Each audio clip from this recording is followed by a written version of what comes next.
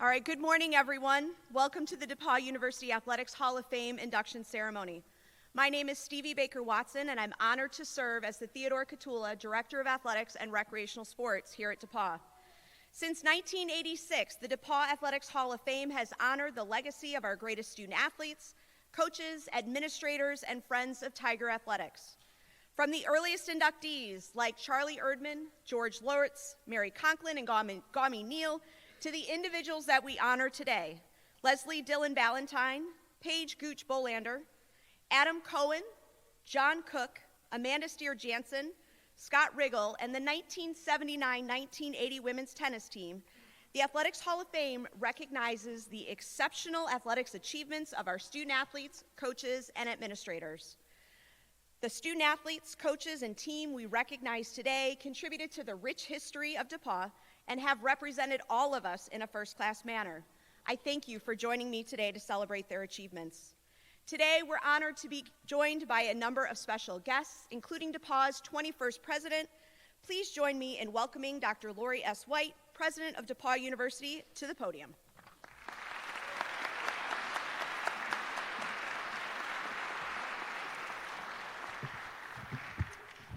Thank you, Stevie, and good morning, everyone. Good morning. That's better. It's going to be a great day. Distinguished inductees, esteemed families, and honored guests, welcome to DePauw University's Athletics Hall of Fame ceremony. Your presence today fills our campus with extraordinary energy. At DePauw, excellence isn't just a goal. It is our legacy. Today, we gather to honor those who exemplify this tradition in athletics and coaching. Your achievements embody the very essence of what it means to be a DePauw Tiger. Athletic participation is an integral part of the DePauw student experience for student athletes, our coaches, and athletic support staff, and for the entire DePauw community who are inspired by the greatness they witness and cheer on in our pools, on our fields, and on our courts. For all of those who have been blessed to be a student athlete at DePauw, I know that you have learned to forge unbreakable bonds with the team, excel in the heat of competition, and handle adversity with grace. You've also developed an incredible spirit of resilience. Our coaches, trainers, and mentors are the architects of leadership, shaping fierce competitors and future leaders who have a deep and meaningful impact in our communities and on our world.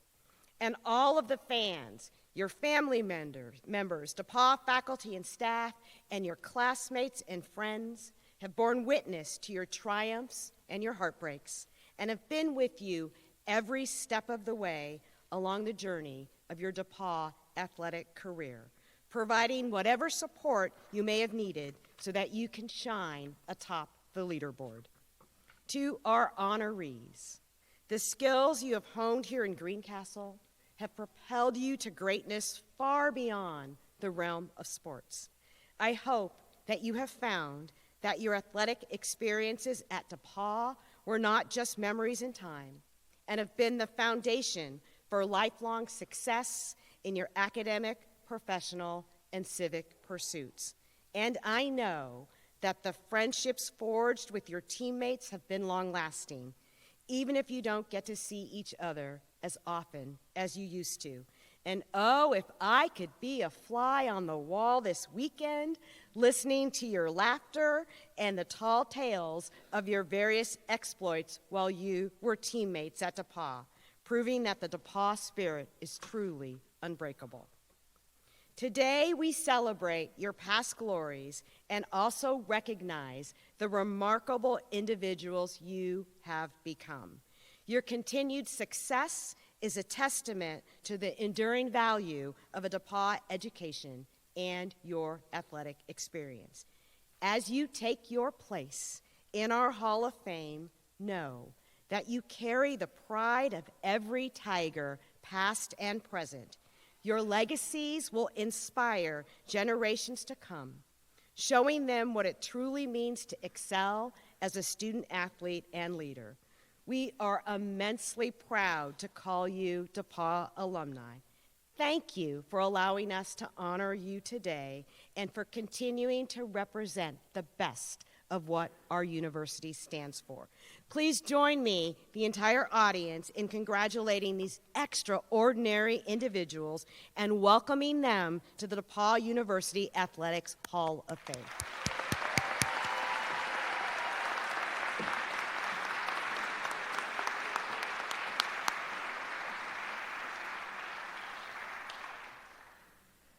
Thank you, President White, for your remarks and also joining us today. I think this is the first time in my history here our president has shown up in a football jersey at Hall of Fame. But it is a daily testament to the type of support that Dr. White provides to our department, our student athletes, and our staff. We've got a number of special guests in the audience, including members of our cabinet. A special thanks for Dr. John Mark Day, who is our Vice President of Student Affairs and Dean of Students, for joining us today as well. I'd like to take this opportunity to acknowledge the member of the Athletics Hall of Fame Selection Committee for their work in reviewing nominations and securing supporting documentation. For this class of inductees, the committee reviewed over 70 nominations. Permanent members of the committee include Dr. Rich Bonacorsi, Mary Brecher, Dr. Phil Eskew, Dr. David Gelman, Dr. Jeannie Pope, and Bill Wagner. Elected members include Jennifer Bauer, Paige Cotton, Alan Hill, Jason Pettigrew, Susan Bender-Price, Meg Soltz, and Dr. John Stevens. A special thanks to Dr. Rich Bonacorsi for joining me here on stage today to assist. We're also honored to have several current DePauw University Athletics Hall of Fame members in attendance. If those folks are here, we'd appreciate it if you could just stand briefly, so that way we can give you a round of applause and help demonstrate our history and legacy. Who's here? I know you're here.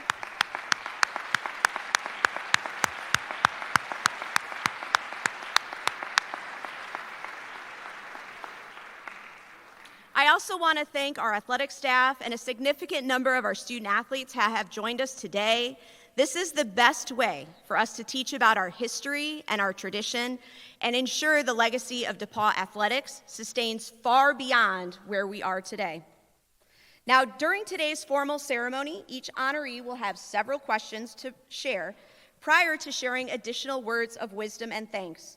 Joining us today on stage is Connor Zaleski, a junior from Libertyville, Illinois, and he will be our center stage MC and interview each of our honorees.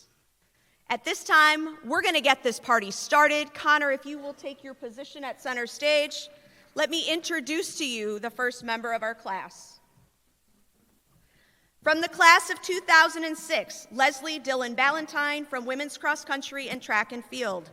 Leslie earned DePauw's first All-American accolade in women's cross country when she finished 9th at the 2005 championships to help the team to a 16th place finish. During that season, she was 2nd at the Great Lakes Regional after winning the Southern Collegiate Athletic Conference title. Leslie also finished 6th at the 2003 SCAC championships to earn all-conference honors, and in her 4 seasons, the Tigers won 3 SCAC titles, and her time at the 2005 SCAC championships still ranks 3rd in meet history.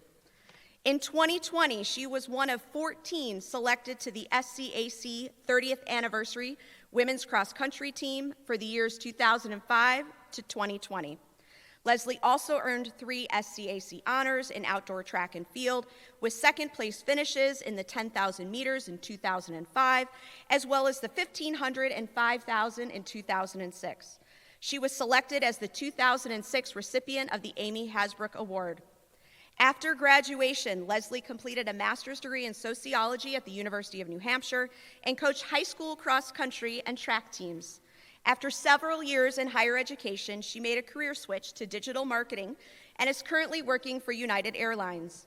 She continues to enjoy running and has coached, started a running club, competed in road races, trail races, triathlons, and aquathons at a variety of finishes, including 3 Boston Marathon finishes. Leslie has served as a board member of Girls on the Run in Maine and was a planning board member for the city of South Portland, Maine. In 2018, she married Grant Ballantyne. Please help me welcome to center stage Leslie Dillon Ballantyne.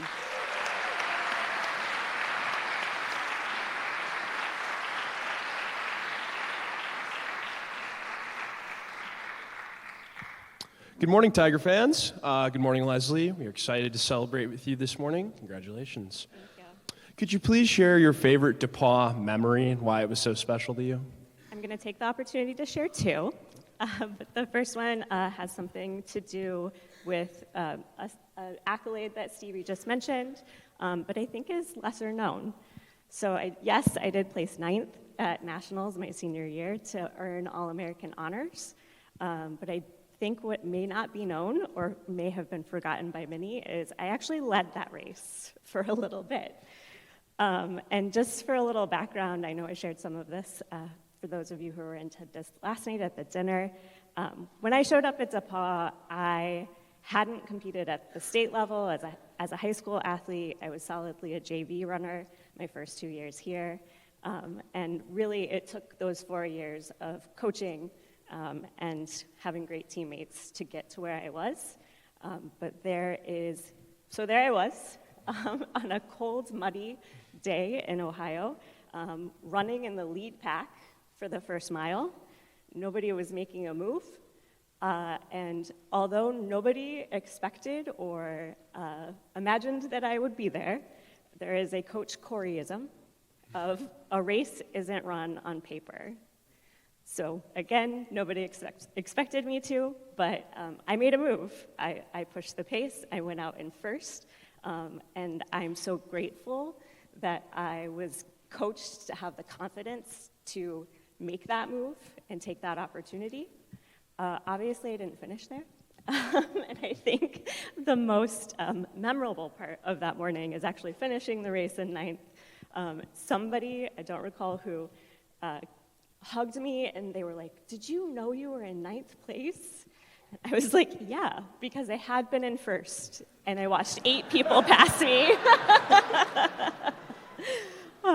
So that's my first memory, but the second one is actually brand new from last weekend. I had the opportunity to attend the Augustana Invitational and watch our men's and women's cross-country teams compete, and just being there, watching the athletes give it their all on the course, watching coach, watching Stacy take pictures, and watching your parents have so much anxiety and then pride on your behalf was special, and it was really meaningful to be able to have an opportunity to be part of that energy and excitement again. Yeah, well, thank you for sharing, Leslie. The life of a single sport student athlete is busy, and you spent 4 years as part of the women's cross country and track and field teams. What motivated you to be a 3-sport athlete for 4 years? Some of it was competitiveness and the opportunity to continue to improve. But I think it was predominantly my teammates that were getting me out the door every day, 3 seasons of the school year. And when I was an underclassman, it was looking up to and being driven by the upperclassmen and team captains. And then other days in the thick of the semester, it was being motivated by other students or my teammates who were in the same major and brought flashcards on our run so that we had time to both study and get practice in. And by the time I was a senior, I think it was being so embedded in the team that I knew my teammates' big goals, I knew their struggles on and off the course, and I felt so embedded in that camaraderie that's what got me out the door. Yeah, well, thank you. For your last question, what is your favorite restaurant? I'm in Greencastle, so I almost feel obligated to say Marvin's, which I haven't made it to this weekend yet, but plan to. But I actually think I have a favorite restaurant memory, and unfortunately I don't recall the name, but it is eating at a restaurant on the beach on the quiet side of Mykonos Island with my husband on our honeymoon. Leslie, are there any additional thoughts you would like to share with us today? I do have a couple, and I might do more reading this time. But do we have current student athletes in the audience? Amazing. Amazing. So this first part is for you. I want you to know that what you are doing at every competition and every practice is building and being in community. You might just call this being on a team, but it is bigger than that. You are defining common goals and working together to achieve them. You are challenging yourselves, and most importantly, you are spending time with people who care for and about you, and you are doing the same for them. These are powerful skills, and I encourage you to remember that you have them, even and especially after you leave DePauw. And then the last thing that I wanted to say was to everyone, I think a really important lesson embodied in being a D3 student athlete is making time to do something just because you love it. Whether it's because you love the challenge, the sport itself, or love the people that you are with, it is an exercise in creating and protecting the space to pursue something you have a passion for. I think this is also called work-life balance, but it is also more than that. And I think that we can use today and the memories that will be shared as a reminder for us all how important it is to create time to do something you love. Thank you. Tiger fans, Leslie Dillon Ballantyne. Congratulations.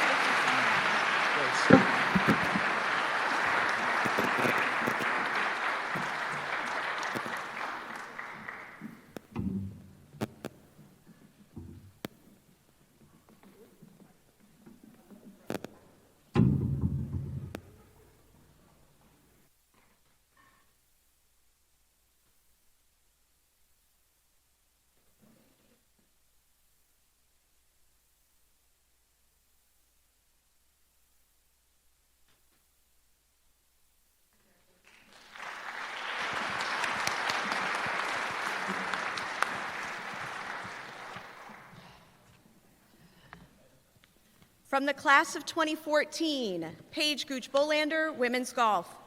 As a senior, Paige garnered first-team All-American honors after being named second-team All-American for 3 seasons. Paige was named the North Coast Athletic Conference Women's Golfer of the Year in 2014 for the second straight time after winning her second consecutive NCAC title.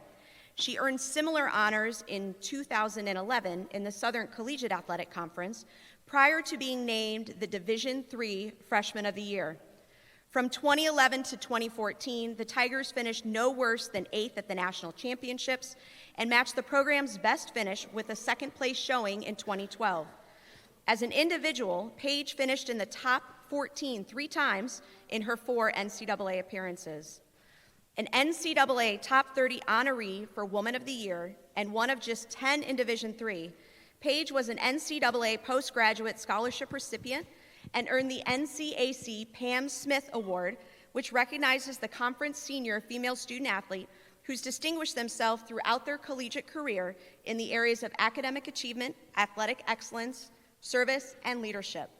DePauw's Amy Hasbrook Award recipient in 2014, Paige was a 2-time academic All-America honoree. Following graduation, she worked in finance at Eli Lilly and served in alumni support roles for Alpha Chi Omega and has been involved with a local church and small group Bible study.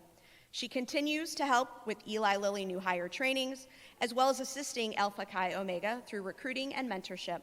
In 2019, she married Brendan Bolander, class of 2014 as well, and they're the proud parents to Olivia. Please welcome to center stage, Paige Gooch Bolander. Congratulations.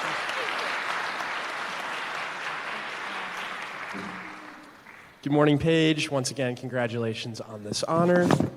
You have a long-standing connection to DePauw.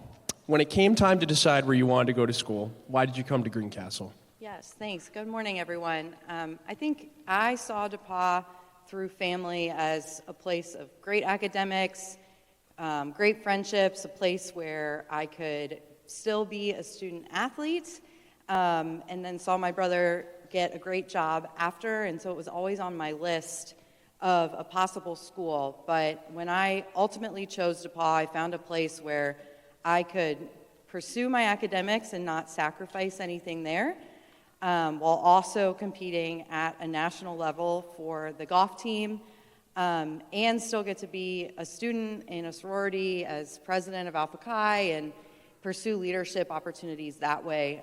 So I really found it to be a place where I could do everything that I wanted in this atmosphere. In 2014, you were among the top 30 honorees for the 2014 NCAA Woman of the Year, and just one of 10 from Division III. What did this honor mean to you? Yes, this honor was very humbling. I think it really represented to me everything that I tried to do in my 4 years, and that I was actually able to do it and balance academics, athletics, leadership, and service opportunities. And so I was really proud of this to show that I was able to keep my academics at the top notch, keep my golf very competitive, but also serve others along the way. I think the neatest part about that NCAA Woman of the Year process was we were brought to Indianapolis, to the NCAA headquarters to be honored September following my graduation. And women, the top 30 women, so 29 others, came from literally around the world to Indianapolis to be recognized across all sports, Division I, II, and III. And my apartment was a mile from the NCAA headquarters, and everybody was here for the weekend, and I got to show them my hometown. And so it was very neat for me to experience that weekend, and I'm glad I was surrounded by just absolutely incredible women whose stories I still follow today to see what they're up to. Thank you for sharing, Paige. What is your favorite thing to cook?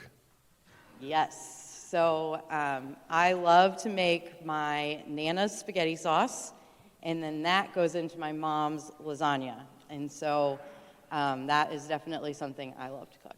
Thank you. Are there any additional thoughts you would like to share with us today? There are.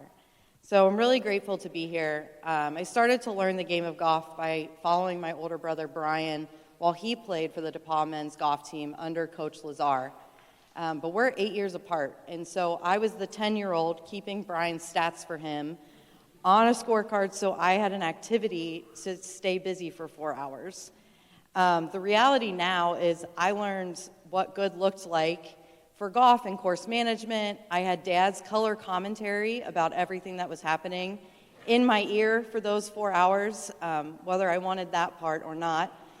And Coach was probably recruiting me 8 years in advance to come play for DePauw himself when all of this began. And once I really started playing, Dad would take me out to the golf course to practice after dinner. We'd get an Arnold Palmer at the gas station on the way home. But he really developed my love for this game of golf, and it being something that we could do as a family and spend time together, and has really shaped so many life lessons that I take day in and day out now. When I arrived on campus, Vince saw my potential, became family to me, and really developed me as a leader. I'll never forget him pulling me aside for that first-team All-American to tell me that I earned first-team All-American. We'd fallen short 3 times, and I really felt like we did it. We'd never brought home that national title, Vince. I wanted to so bad for you, but I hit the jackpot in so many other ways, learning lessons from you. But definitely the greatest thing DePauw brought me was my husband. So I fell in love with this pitcher on the baseball team, and Coach might remember a van ride to Florida for spring break where I just started peppering him with questions about ERA, innings pitched, all these things, and I did not understand. And he quickly realized there were a bigger reason that I was asking all of these questions. And a lot of people on campus and student athletes, you may be experiencing this. They don't understand the passion and drive to compete for DePauw. And how can you miss social events, weekends, but after weekends. And they feel like if they're not on the team with you, they don't understand. But Brennan's been my biggest cheerleader from day one. Hey, I was doing good.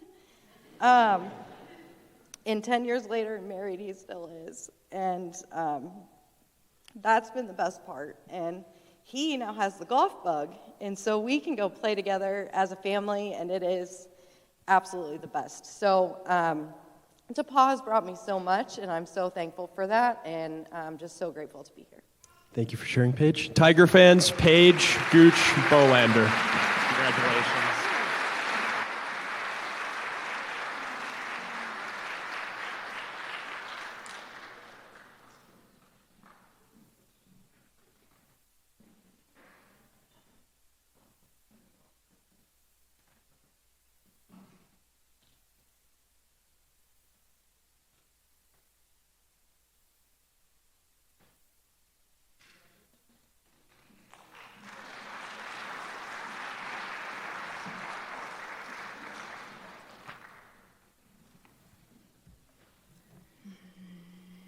Today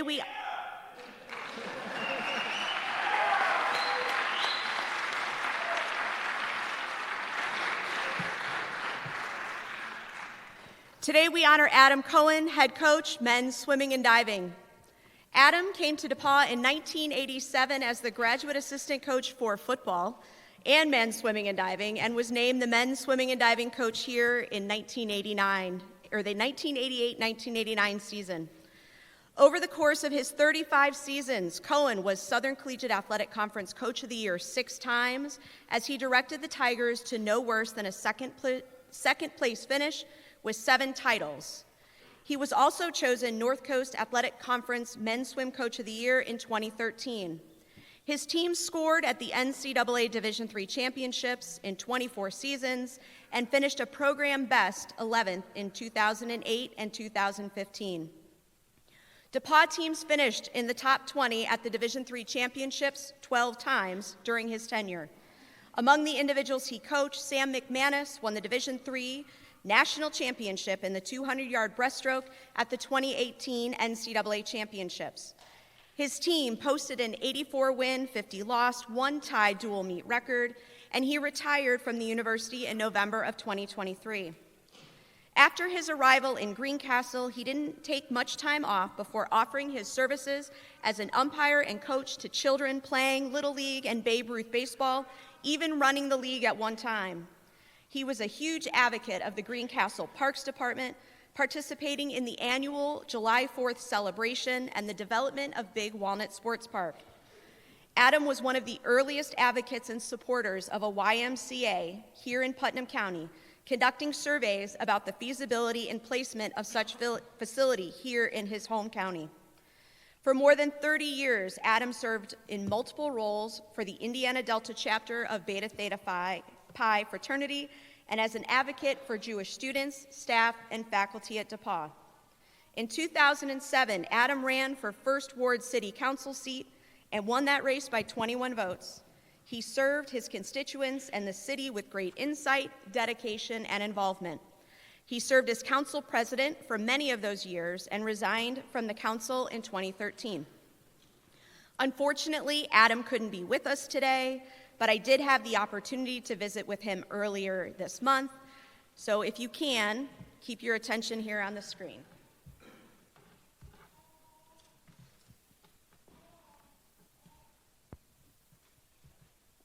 Please help me welcome to center stage head men's swim and dive coach, Adam Cohen. Adam, you love DePauw. You came to us as a football coach, and you're being honored today as our men's swim and dive coach. Beyond sport technique, what values and traits did you try to instill in your student athletes, and why was that important to you? That's a really good question. You know, as coaches, we spend a fair amount of time in staff meetings talking about what we hope our kids get out of our sports, whether it's reduced high-risk behavior or inclusion, different values we try to stress. But we never talked about how we prioritize those values. And it's maybe something we should, because we can't do it all. sometimes people want coaches to be everything, and we just can't be. I think for me, you have to remember my background is in football, and I've been very fortunate to be coached all the way back in high school by coaches that really valued the team and making everyone a part of it. When I came over to swimming my second year at DePauw, I was really caught off guard by the lack of a team concept. And to me, that's what I've tried to instill in the guys. They're part of a team. We're part of something much bigger than ourselves. And when we do the right thing, we're incorporating others into ourselves. And that's what we stand for. It's that team idea. It's the team. The name Adam Cohen reaches far beyond DePauw swimming and into the broader campus and Greencastle community. You're a relationship master. Why was it important for you to be engaged in the community? I like the word relationship master, and you didn't call me, just a politician. But I think, it's interesting. When I came to DePauw, I grew up in the city of Cleveland, and I ended up out here. There wasn't another Jewish person in sight. And I really wanted a life that wasn't at DePauw. I didn't want to go home every night and discuss the Monon Bell football game. But I had to look for ways to get involved in the community. And I think a lot of our student athletes go through the same problem when they get their first job. And I always tell them, you're not going to meet friends at a bar. You meet people doing the things you like doing, whether you like going to church, go to church. You'll meet people like you there. You like volunteering, do that. Well, my real interest is in youth. And I started thinking that if I got involved in youth baseball, I would meet their parents. And that would be my segue into the city. And that's what happened. I got involved in youth baseball. I started umpiring, then I started coaching it. And I really loved it. It was a great experience. Some of those young men I'm still friends with today. But their families started inviting me over to eat. And I started meeting other families in town, and it kind of endeared me. To being a relationship master, I think that's a little overrated. The truth of the matter is, it's like working a room. You go in a room and can you meet everybody? I truly hate that. I find it hard. But Vince Lombardi once said about leadership, leaders are made, they're not born, and they're made like everybody else by hard work. And it's just something I worked at over the years. When you sit down with somebody as a recruiter, when you sit down with a constituent, when they're coming to you as a council person, or just anybody's coming to talk to you, you have to put yourself in their shoes. What is it for them? And that's the most important thing to meeting people, letting them feel comfortable and knowing you want to hear what they need. What do you like to binge watch on TV? Well, people that know me know I love horror. I'm a Stephen King freak. I've read most every one of his books, including the entire Dark Tower series. I just finished binge watching V-Wars, Vampire Wars, and I really enjoyed it. Unfortunately, right now I have a lot of time to binge watch, and I do it. I'll stay up way too late at night, watching a couple horror movies in a row. And it's just something I enjoy. It's a great genre, the horror genre. Now is an opportunity for you to take just a few minutes to provide thank yous to others and provide us with some closing comments. Well, I think the first thing I say is, I don't sit up here alone. I'm very aware that I'm internally in the debt of many of the people I coached, the people that mentored me, going all the way back into high school to Coach Spicer, Walton, and Brandt. They took very good care of me and kind of mentored and helped shape me. What people don't realize is how long I've been at DePauw. I was actually interviewed for the position here by Tom Mont, and I came to DePauw under Ted Catula. But the three people I coached with football were Coach Morosis, Coach Meyer, and Coach Reha. And they were great mentors to me when I was younger, helping me kind of find my way, not only as a technical coach, but as a coach who recruited and a coach who mentored his student athletes. Unfortunately, all three are gone now, but I was very fortunate to have them along with many of the early student athletes I got to coach. None of us stand alone. There's two quotes I always like. My swimmers are going to groan, but one is, "There's a destiny that makes us brothers. None goes his way alone. All that we send in the lives of others comes back into our own." And I think that's very true. It dates back to Lincoln's time. But I think it's a very true quote. Whatever we send into somebody else's life will come back to us. The other one's from my high school. The next generation shall introduce the successor to a higher plane of life. We have a responsibility to help lift up those behind us and mentor them, just like those people mentored me, and I'm very grateful to all of them. Adam, on behalf of the Board of Directors of the DePauw Athletics Hall of Fame, welcome as one of our newest members. Thank you. Of our Hall of Fame. Thank you all very much. Thank you, Stevie. You're welcome.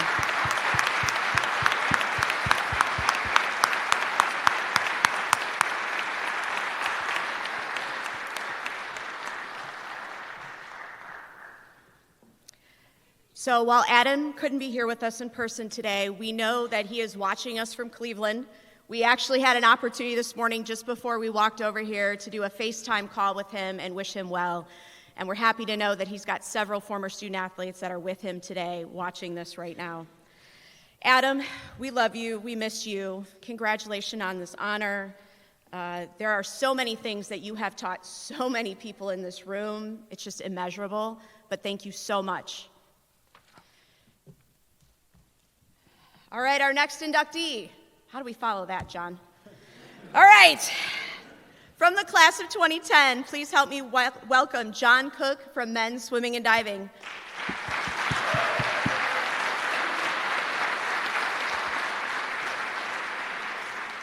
John qualified for the NCAA Division III championship all 4 years and earned 18 All-America honors, including 8 in individual events and 10 as a member of a relay. He finished in the top 8 in the nation in 2 individual events and 6 relays, and was a member of the 200 free relay that finished second nationally, which is the highest national relay finish in program history. A 3-time Southern Collegiate Athletics Conference Swimmer of the Year, John was the SCAC Swimmer of the Meet in 2009. Overall, he won 6 individual SCAC championships and set school and SCAC meet records in 3 individual events and is part of 4 relays. He was part of 4 SCAC championship teams and currently shares the 50 free program record and holds the 100 free mark. In 2020, he was selected to the SCAC 30th Anniversary Men's Swimming and Diving Team for the years 2005 to 2020.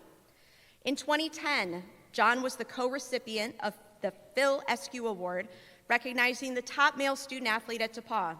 Following graduation, he lived in Kansas City, Milwaukee, and Chicago before moving to San Diego in 2016 and starting a career with Stryker Medical and Surgical Equipment. He continues to swim and compete with the Mission Viejo Nadadores, a master's team in Mission Viejo, California. John and his wife, Allison, are the proud parents of Samantha and Colton. Welcome, John Cook.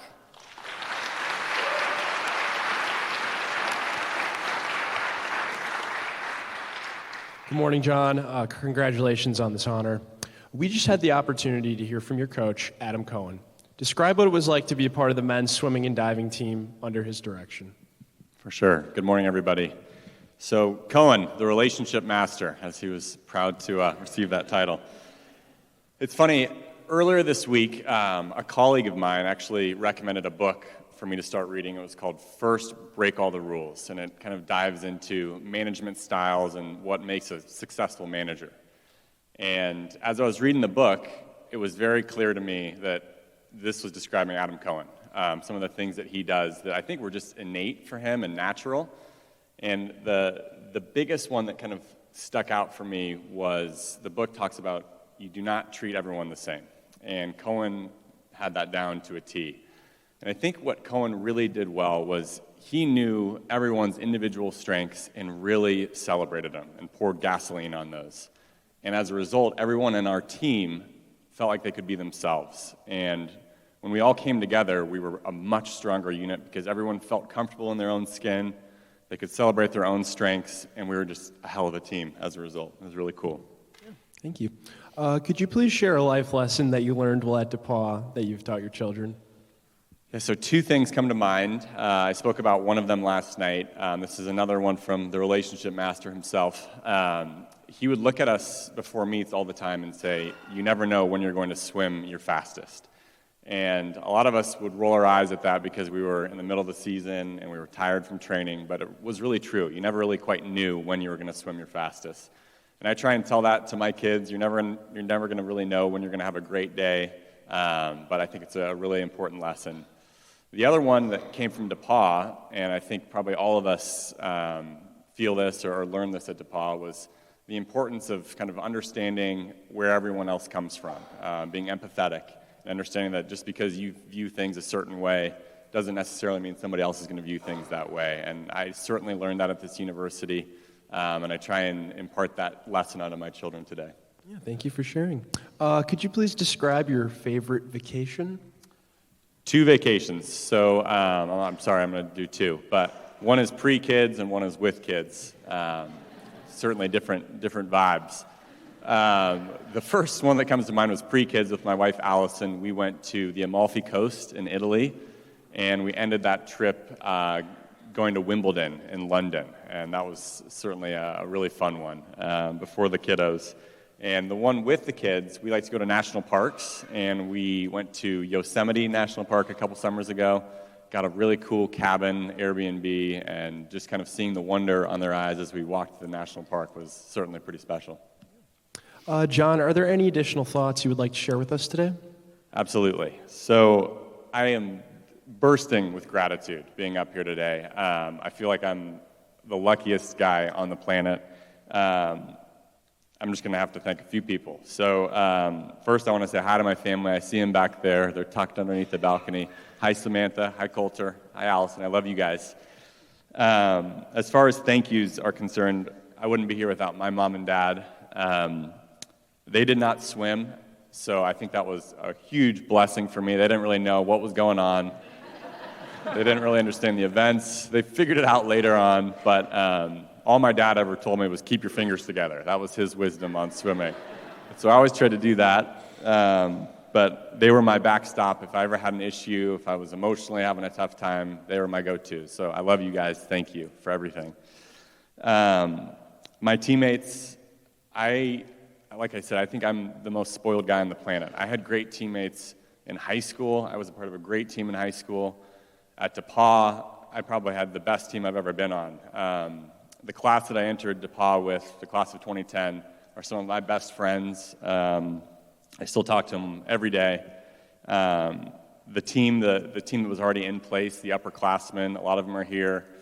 They were really kind of setting the tone for us when we came in, and a few of the guys that kind of stick out to me, Rob Alexander, Gibbon, Jerry Wallace, they became my best friends. The guys that came before us at DePauw that kind of set that tone and set the tradition for the men's swim team, Dan Garrison, Matt Ennenbach are here today. It's clear that there was something really special about the DePauw men's swimming program. The teams that followed, they've carried that tradition on. I know some of them are here today. I had the chance to meet some of them yesterday, and I can't tell you how impressed I am with the things that they're doing. My coaches throughout my swimming career, it goes back to when I was swimming in summer with Nancy Flashpuller. I started swimming year-round with a woman named Mary Jo Clear in Kansas City, and Wiley Wright was my high school coach.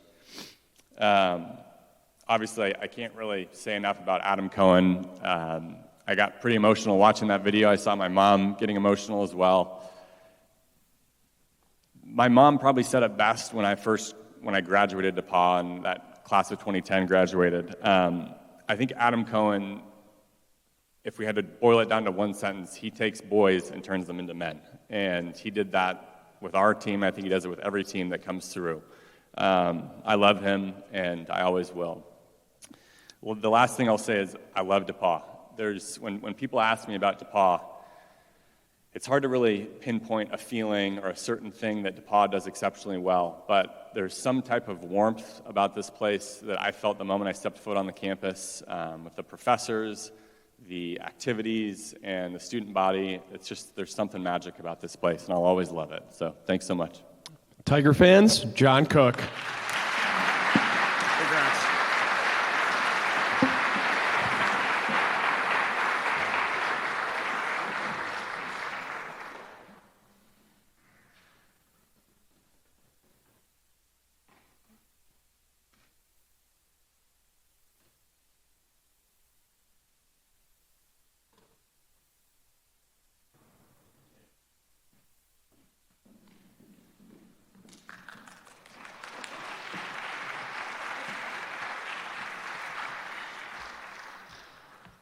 From the class of 2009, Amanda Stier Janszen, women's swimming and diving. Amanda, okay, go ahead. I know the swimmers are over here.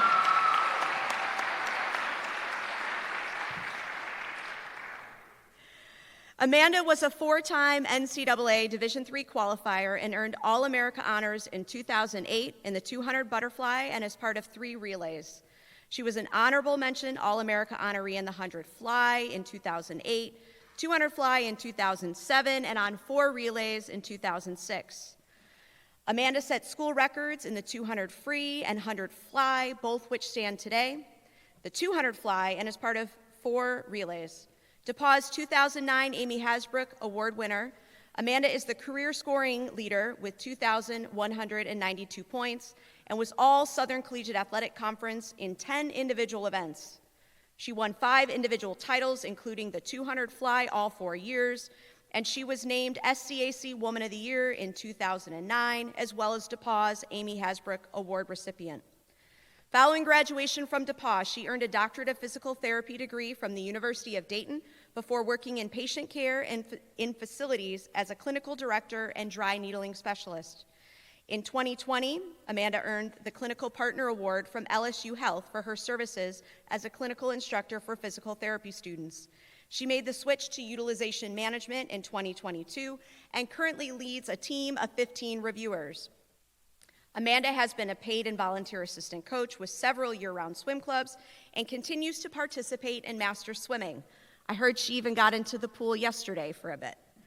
She's earned U.S. #1 national rankings and top 5 world aquatics rankings, while also volunteering with a U.S. Master Swim National Board position. Amanda currently resides in Miami, Florida with her husband, John, and their 2 dogs. Please help me welcome to center stage, Amanda Stier Janszen.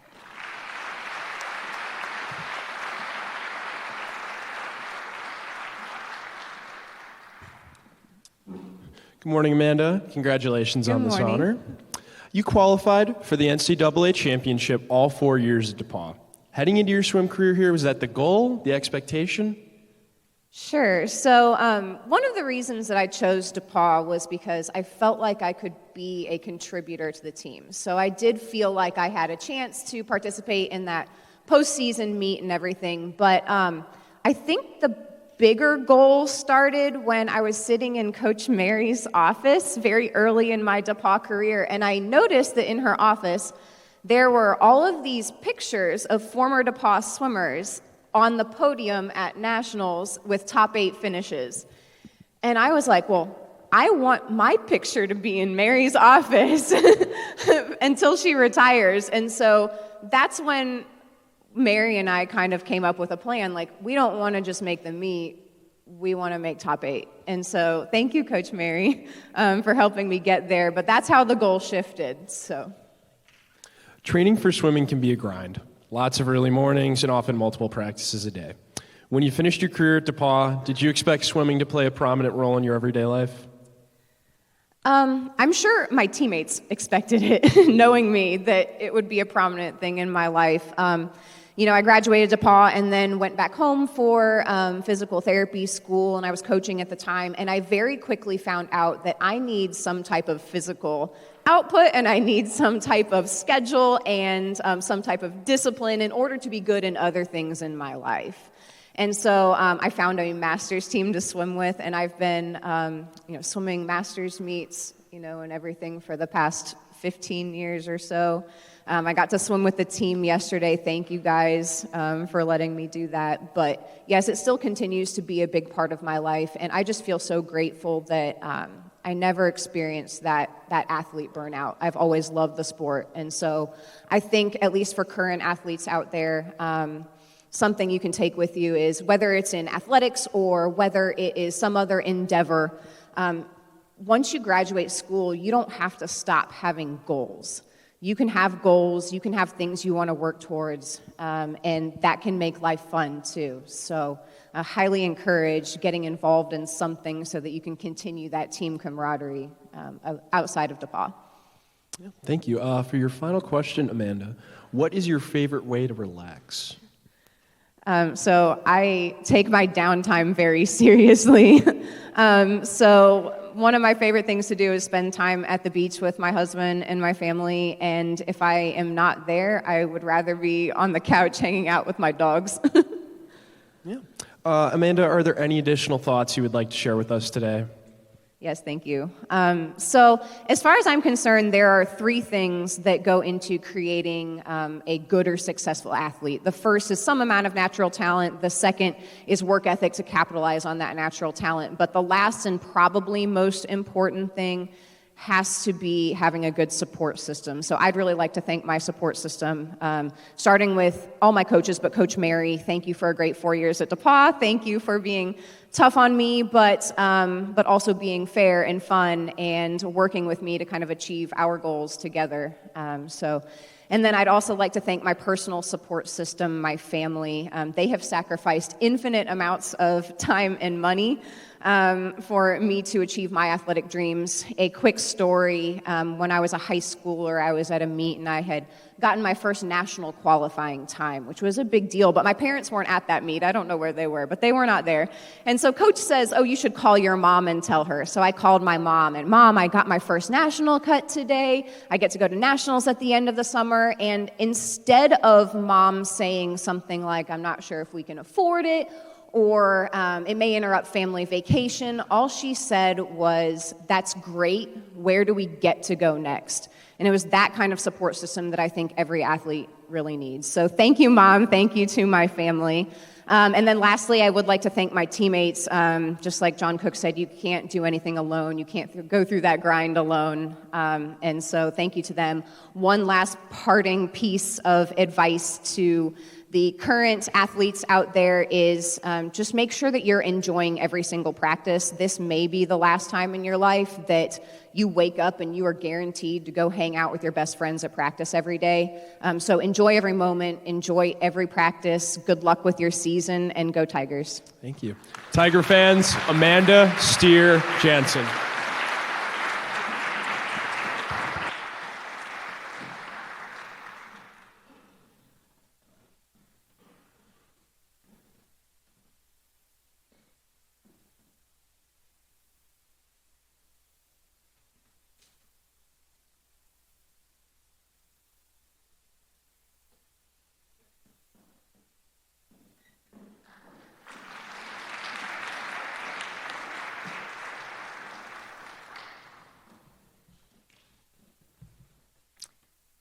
Today we're honoring Scott Riggle, head men's and women's tennis coach. Scott came to DePauw in 2000 as the women's tennis head coach, and in 23 seasons, his team posted a 335 win, 196 record in dual matches. He became the men's head tennis coach in 2009, and in 14 seasons, his team finished with 163 wins and 130 losses. A 2020 Indiana High School Tennis Association Hall of Fame inductee, Scott led the women's teams to 4 outright Southern Collegiate Athletic Conference titles and 1 shared championship. He was the SCAC Women's Tennis Coach of the Year 7 times. In North Coast Athletic Conference play, the Tigers won 4 titles, and Scott was named the NCAC Women's Tennis Coach of the Year in 2013, 2014, and 2015. On the national level, Scott directed the women's program to 13 of the program's 14 NCAA Division III appearances, including 11 straight from 2005 to 2015. In 2003, 2006, and 2015, DePauw advanced to the national quarterfinals. Scott coached Liz Bondi, who won the 2007 NCAA Singles Championship and was a Honda Award winner for the top Division III female athlete. In the fall of 2004, Liz and partner Elizabeth Steele became the first representatives in the history of Division III to win the Intercollegiate Tennis Association's Small College Super Bowl, a feat which earned them a trip to the Division I Indoor National Championships. Scott retired in September of 2023 and still serves both programs as a volunteer, in addition to volunteering with the Greencastle High School Boys and Girls Program. He also hosts a weekly radio show on WGRE number 91.5 with Dr. David Gelman. Scott is president of Team Riggle Foundation, a charitable organization whose goal it is to raise money and awareness for early onset Parkinson's disease. He and his wife Jenny are proud parents to Jack, class of 24, and Sophie, class of 28. Please welcome to center stage, Scott Riggle.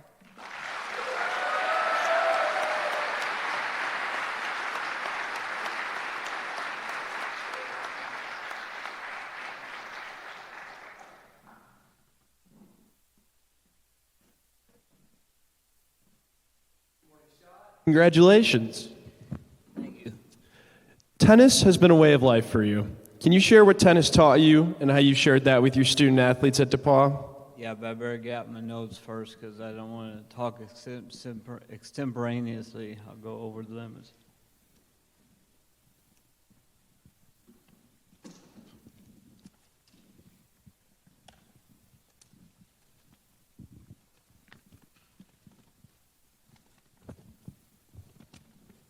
Okay, here goes. I can relate about anything having to do with tennis into a life lesson and vice versa.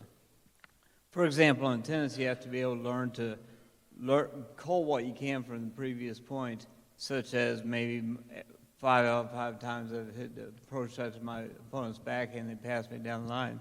But then to forget about everything else about that point and move on.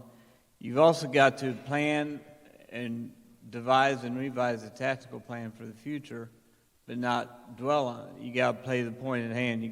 If you're 3-1, 30 love in the first set, you're not going to win the match on the next point. So you got to really stay in the moment. Just like in life,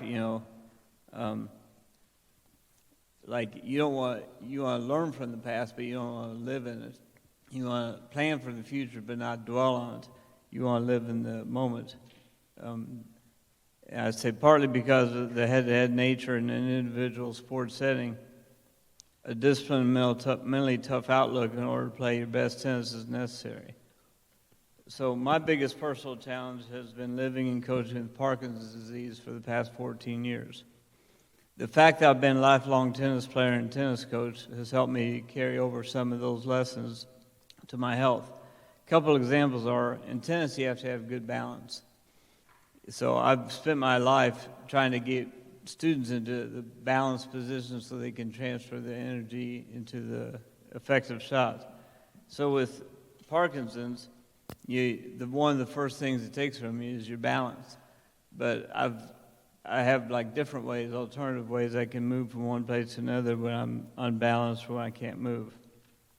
Another example is that, like in tennis, if you're successful, you got to learn to focus on only the things that you can control.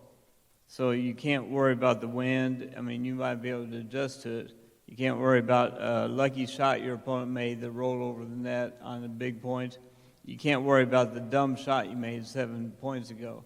You got to only really focus on the things that you're in control of.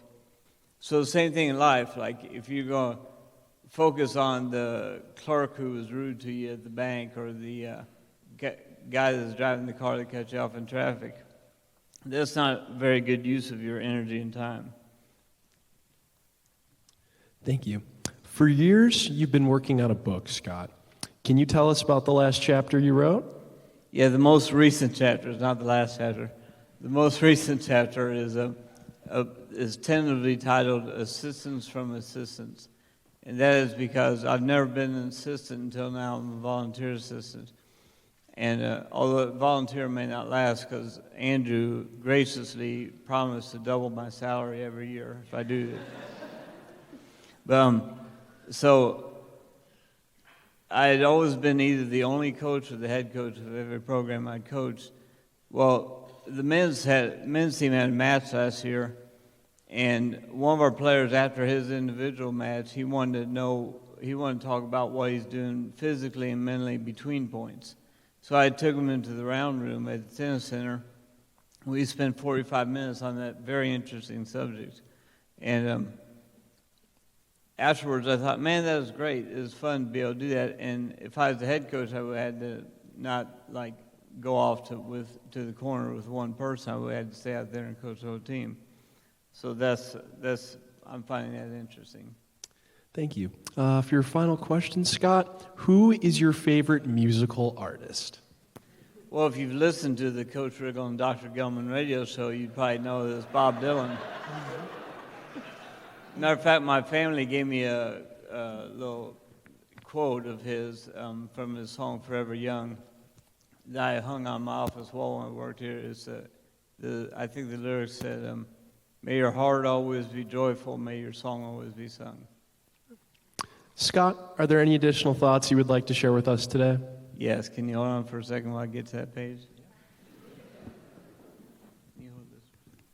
Thank you.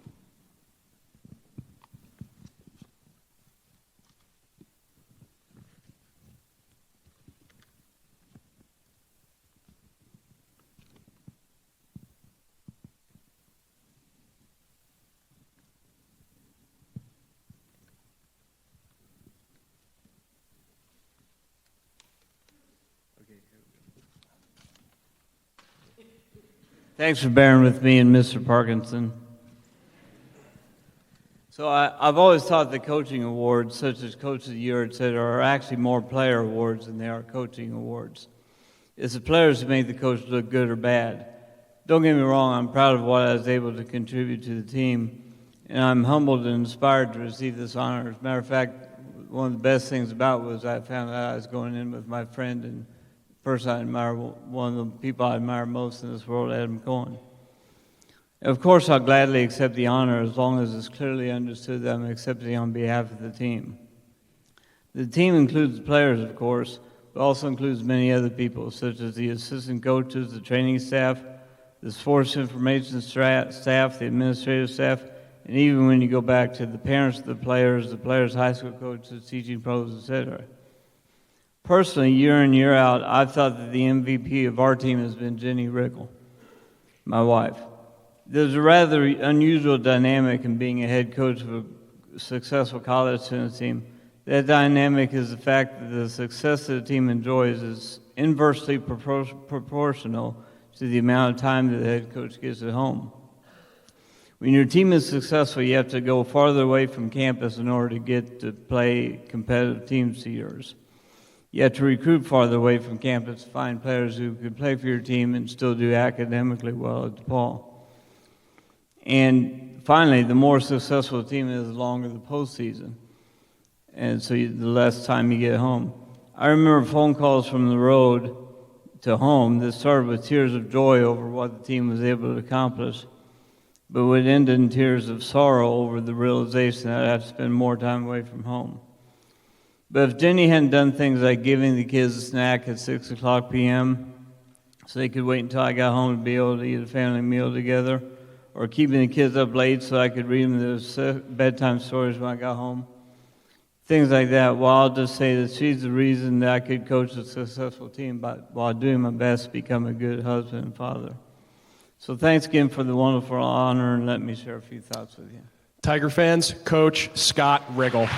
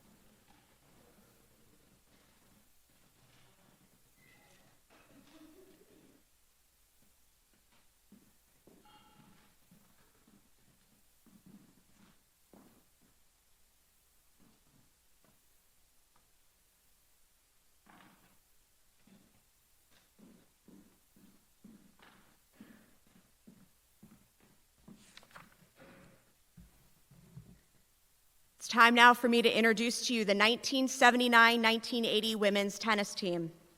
This team posted an 18-win, 2-loss dual meet record, including a 13-0 season in the fall of 1979 before going 5-2 in the spring of 1980. In the fall, the Tigers handed Notre Dame its only loss and then defeated Indiana State and Butler in the springtime. Under the directions of coaches Ruth Lester and Pat Gammon, DePauw won the Indiana Association of Intercollegiate Athletics for Women Division III state championship in the fall of 1979 after totaling 27 points to Notre Dame's 24.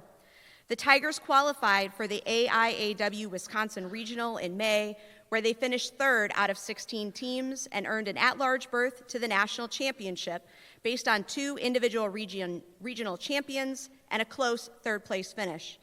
At the AIAW Division III National Championships in June, DePauw finished in a 4th-place tie. Please help me welcome to center stage 2 of these team representatives, Nancy Georgie Walter and Becky Hunter Ragsdale.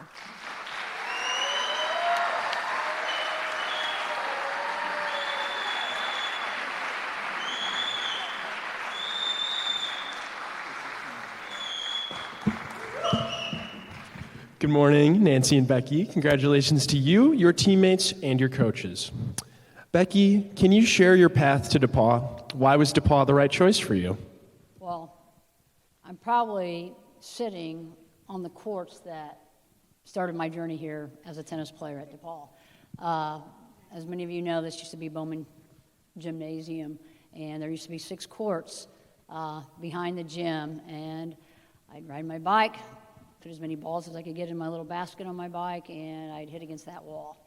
And I don't know who won. I kind of like to think I won because I'm a pretty competitive person, as my family and my friends can tell you. And that's kind of where my path to DePauw started, because I grew up in Greencastle. I love sports.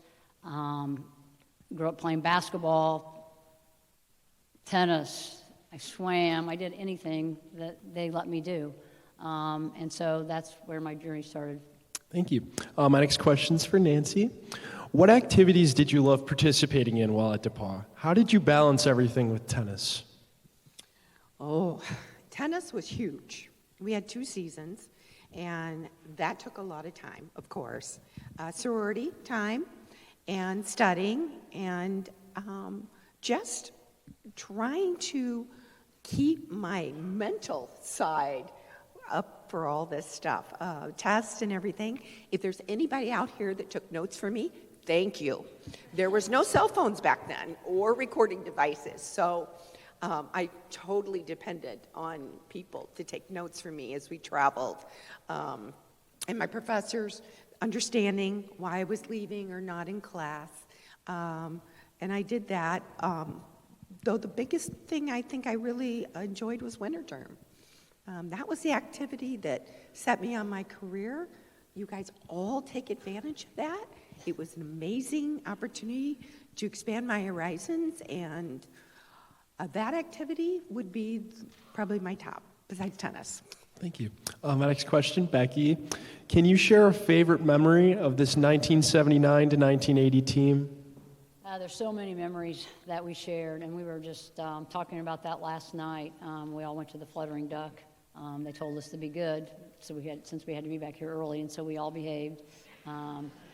Even though we are former DePauw grads, but we are all good. And we had so many memories. And one memory that one of my teammates just shared with me today, Ann Bauer, was we had 2 professors that would always come out and they would come to practice and hit with us. And one of them was Robert Newton. He was a philosophy and religion teacher, and he was just a phenomenal guy.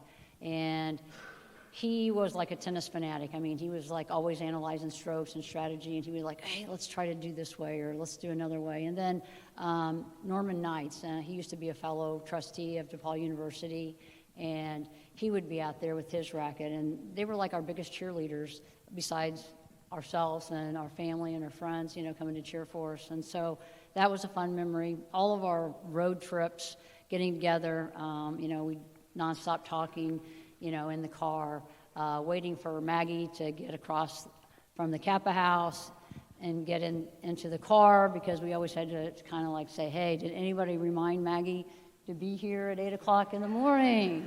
And usually she showed up. We always made Ann Bauer Whitlatch, she was the one that we always had to say, ask her if we can stop and go to the bathroom, or can we stop and get some food? And so she was always our designated person that if we needed something, we made her ask Coach. So we were all afraid to do that. Thank you. Nancy, the path to an AIAW national championship went through some pretty impressive teams. At what point in the season did you and your teammates recognize that something special was happening? Oh, I think that's already been said by several people. Stevie announced it. It was Notre Dame. Oh, yes, come on. If you saw me last night, you saw my swagger. I mean, come on. This was Notre Dame. Although we played Purdue, and we played Butler, and we played Valpo, and we played Indiana State, which are all D1 schools now. But we beat them. But the key was, I'm from South Bend, Indiana, and to beat Notre Dame from my hometown, oh my God. Oh my God. That was just the best thing ever. And it meant more to me than my teammates. Although Notre Dame, with their little nose in the air and their perfect outfits and their matching bags and everything, we came through. And that was it. And from there was regionals and then to nationals. Thank you. Nancy and Becky, what is your favorite thing to do on a Saturday afternoon? Well, everybody that knows me knows that it's hard for me to sit still. Even up here, it's a little hard for me to sit still. So I'm either playing tennis or coaching tennis, or I'm doing something active. And while I have a moment here, I kind of want to recognize somebody that's out here supporting me today. I'm not just a player, I'm a coach. And his mom graduated from DePauw, and so I'm going to take this opportunity to use it as a recruiting. And I hope that he gets on the stage someday and follows in my footsteps and all these guys' footsteps. But Ben Still, could you stand up? I see you there. Ben was my #1 player on my Westfield Middle School boys tennis team this past year. He took home like my Most Valuable Player Award, Sportsmanship Award. He is a phenomenal student, so if the admissions people are out there, get the letter, start sending right now. He's got a 4.0. He's in every honors program at the middle school, and he's just a fantastic kid. His sister Barbie is just a year behind him, so you might want to get him as well, or get her as well. And then her mom, Lamita, is a DePauw communications graduate, and she probably spent a lot of time in this building for communications class, and their dad Eric, he's not a DePauw grad, but he's still a pretty nice guy. He brought me back a hat from the U.S. Open. And so, Ben, I hope you get up here someday, and I appreciate you guys coming up here and supporting me today. So thank you.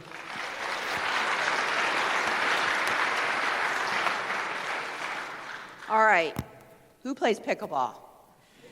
Oh, yeah, come on. Hey, it's coming to the college campuses. I think Mags and I, if we can come, we'll help coach. We both play high-level pickleball.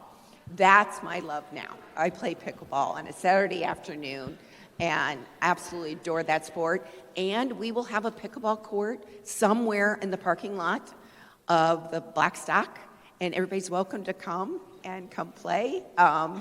We have a net, balls, and we'd love to see you come over, but pickleball. Well, thank you. I might have to take you up on that. Nancy and Becky, are there any additional thoughts you would like to share with us today? Well, I'd like to thank my family that's here today. My husband, Randy, he's a DePauw grad. I met him. I was in between my freshman and sophomore year. I met him. I was going to actually transfer because the basketball team wasn't what I really expected it to be, but after I met all my teammates, I decided to stay, and then I met Randy. I also want to thank my sister. My sister's my big support group now that my parents are not alive anymore, and she is like phenomenal. So I love her. Her son Grant graduated in 2018. My son graduated in 2010. And then I'd like to thank my best friend Linda Goad for being here today to support me as well. they all have been through me. This last year has been a whirlwind of a year for me. There's people here that would be here today to support me. I'm remembering you and remembering everybody that's been a part of DePauw and that can't be here today to support us. I mean, I think we all need to reflect and just remember the contributions they made so that we could have the opportunity to be here today. I'm very grateful for Stevie and President White for making this honor to us, all my teammates, all you guys. I love you guys. I still love you guys, and it's just been great. And I hope that we can continue to have like little get-togethers and stuff because you guys are still the same as you were when we were in the car. Coach Pat, thank you so much for everything you did. I mean, you taught me so much, not just as an athlete, but as a human being, and I can't thank you enough for everything that you did for our women's program. Thank you so much. Thank all of you. I'm old. Okay. It's an honor to be here today as a representative of the 79-80 women's tennis team.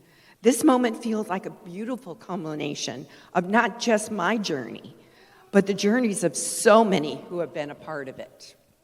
First, I want to express my gratitude to Stevie Baker Watson for taking the time to talk to me about our remarkable team. Your commitment to honoring our history means so much to us. Thank you. To my parents, thank you for your unwavering love and support. Your encouragement has been my foundation, and I hope you know how I deeply appreciate it. Mom, I especially want to thank you for sharing your passion for tennis with me. Look where it got me. Yay. To my sister Sandy, what a gift it was to have you as my built-in tennis partner. From countless hours spent hitting balls together to your own journey to DePauw, where you became an All-American and a fellow Hall of Famer. Our shared passion for the game will forever be among my most cherished memories. Now, I want to share a bit about the 79-80 women's tennis team. It's important to note that we were all unrecruited players, each of us drawn to DePauw for reasons beyond tennis. Some of us had never even spoken to the coach prior to arriving on campus. Anne, Amy, Karen, Lynn, Maggie, and Carrie, and Allison, stand up.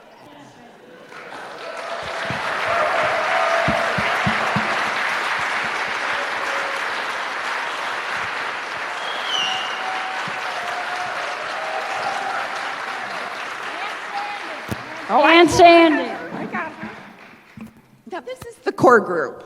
There's a picture up there, or a lot of other, but this is the core group. I know. I'm not up there yet. It feels almost fated that we were all here in Greencastle at the same time. We forged a talented team that competed and beat the best. But it was also more than just winning matches. We were a family. We were each other's champions, trainers, and biggest supporters. The laughter, the struggles, the victories, those memories are priceless.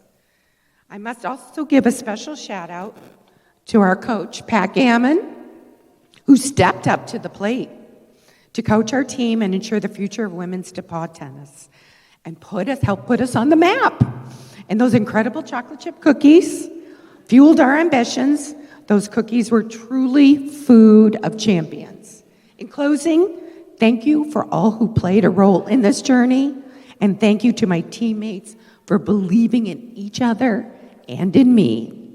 Here's to the power of teamwork, friendship, and the incredible memories we created together. Thank you.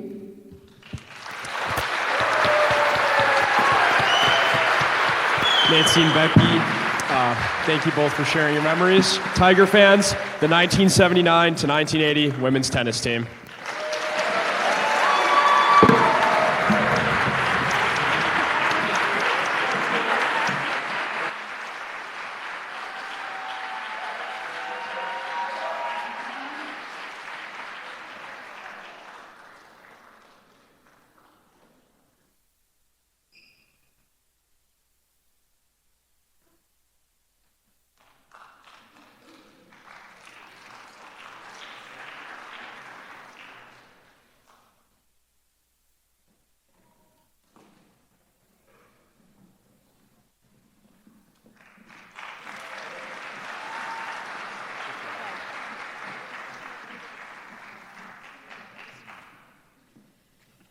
All right, now it's time for me to introduce to you individually the members of the 1979-1980s tennis team.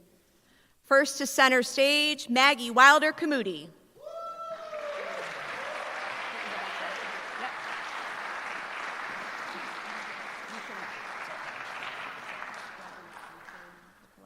I'm not taking a picture. Yeah.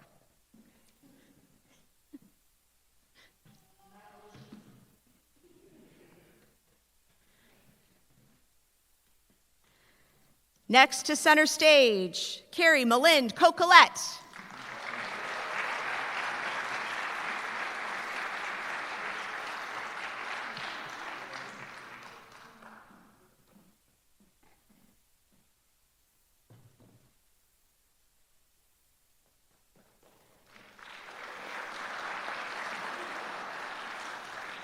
Please welcome back to center stage, Becky Hunter Ragsdale.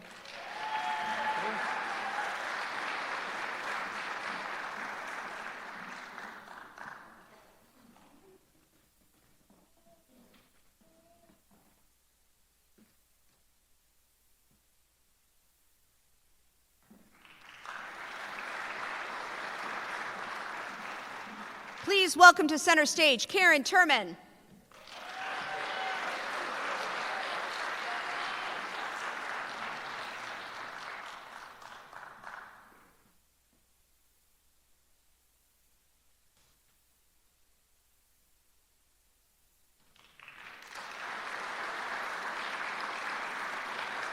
Also back to center stage now, Nancy Georgie Walter.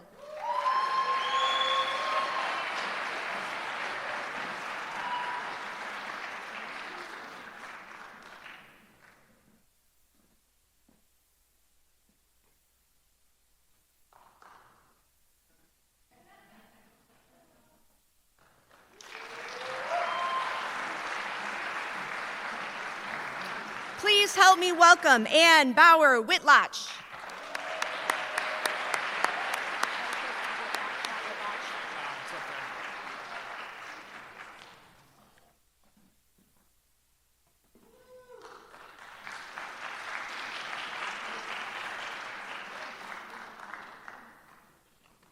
And finally, help me welcome to center stage, head coach Pat Gammon.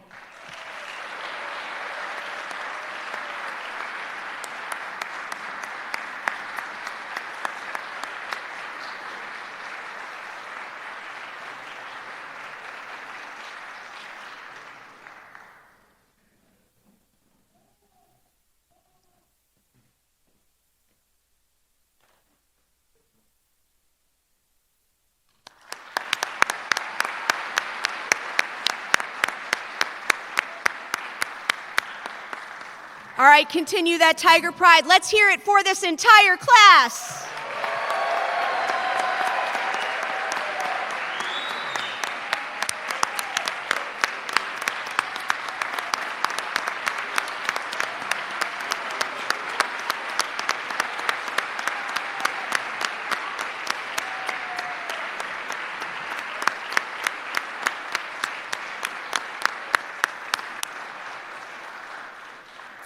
Thank you to the honorees for sharing a bit of your story and reminders of the people, your family, friends, teammates, coaches, faculty, and staff that contributed to your success as great athletes, honorable people, and great students. We're grateful to share this weekend with you and share your accomplishment with many of our current student athletes who have joined us today. Honorees, your stories will be lasting, and your name has been placed in honor in our Athletics Hall of Fame. As we conclude the program this morning, I'd like to make one more thank you to our development and alumni engagement staff, Randa Hammett, Connor Smith, Amy Quass, Christian Shuck, and Emily Chu, as well as our media services and our Green Center staff for making today's presentation and this entire weekend possible. Please join me in a round of applause for my colleagues.